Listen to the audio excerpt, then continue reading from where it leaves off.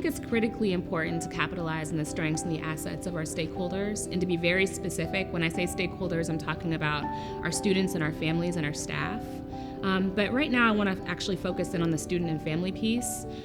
There are so many strengths and assets, and I feel that oftentimes schools and school systems, not by intention, but they leave all those assets and strengths on the table, and they don't actually acknowledge them or leverage them as they're trying to make improvements in other areas. So when I think about the resilience of our families and parents, when I think about their perseverance and carrying through obstacles and challenges, when I think about the absolute heart and passion that our families have for their children, those are all incredible assets and strengths that we should be paying a lot of attention to, and we should be integrating into how we're going to solve some of the challenges that we have around making sure that our school is strong in academics and instruction, in school culture, where our families and our students feel welcome and they feel joyful in our spaces, and family partnership, where we really are partnering with families, understanding that they are the expert on their child, and we are here on the journey with them to support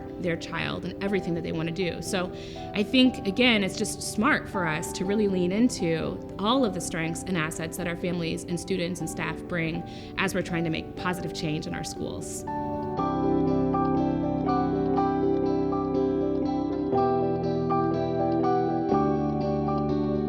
As a board member, I believe, being a leader, that we shouldn't make decisions just based off of what we believe is right, that we should include and empower our students and our families to make decisions and have ownership in the process. As a community member, I've seen how communities have taken ownership of what they're doing, and it's their vision and they're a part of it, and they're able to make transformation because they know what's best for them. And so we listen to them, and I see them being heard and walking in that, and I think that's when we'll see transformation. My mind keeps going to legacy and establishing and cultivating that legacy for our families and for our students. And through our positive programming, through our interaction with our children, through our interaction with teachers, we're bringing them closer together. We're bridging that gap, and we're allowing them to be in sync, to have that positive culture, so that a student can say, I want to go to school, and I see myself being whatever they want to be. It's not determined by what we want them to be. They can determine their own success, and our job is to guide them there. And this is what I get to do every day, and I have to say I love it.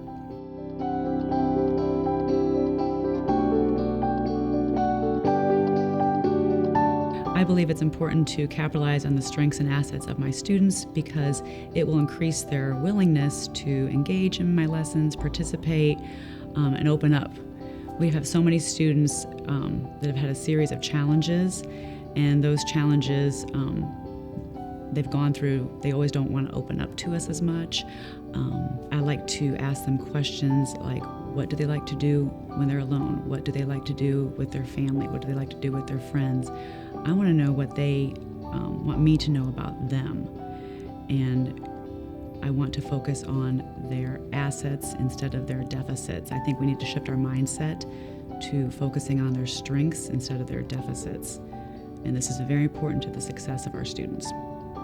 It's very important for our families to be involved in school setting, be involved in their student learning. They're their child's first teacher, so they're able to provide us with information about their child, how their child learns, their strengths and challenges that they've seen throughout the years coming from their child. We consistently contact and communicate with our families on a weekly basis to find out what else the school can provide for our families. Whether that be, again, shelter, food, or Wi-Fi, or whatever, which may enable the students to be able to learn.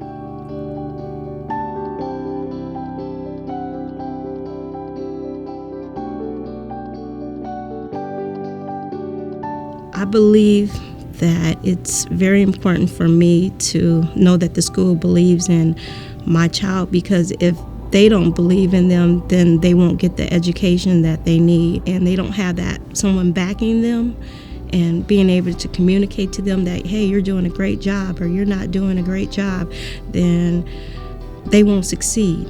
we need building blocks. They need to be able to build and grow. And so if the school is not believing in them, then who else do they have other than us parents to believe in them?